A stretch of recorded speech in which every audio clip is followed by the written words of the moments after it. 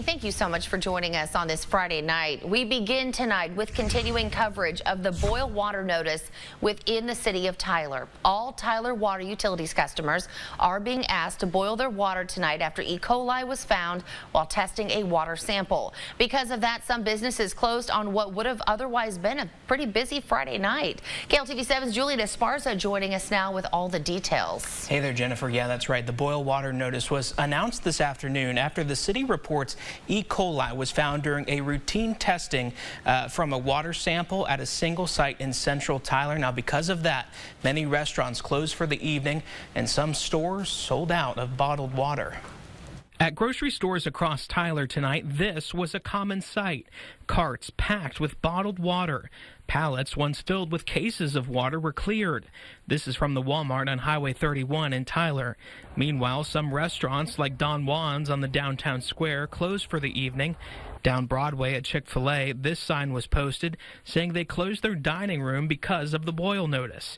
And when it comes to Friday night high school football, bottled water was used to fill up containers at the Tyler High home game against Mesquite Horn. This all happening because of a routine test that showed the presence of E. coli in the water system. We ran the follow-up samples, repeats they're called, and at that same sample site, total coliform was detected, and so at that point then we were required to issue the boil water notice. E. coli is a type of bacteria that has the potential to be dangerous, especially for infants, young children, the elderly, and people with severely compromised immune systems.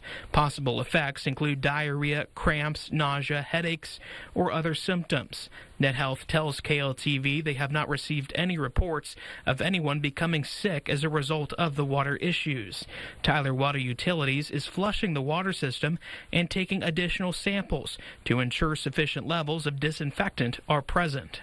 After collecting these samples today, we should be cleared tomorrow midday, and that's when we expect to rescind the notice. In the meantime, many Tyler Water customers have stocked up on bottled water, like this person who also made sure to grab some ice cream. Can you blame them? The Northeast Texas Public Health District Laboratory will test samples from the field after an 18-hour incubation period. If those results come back negative, the city of Tyler says the boil water notice will be lifted by midday tomorrow. That's only if those results come back negative.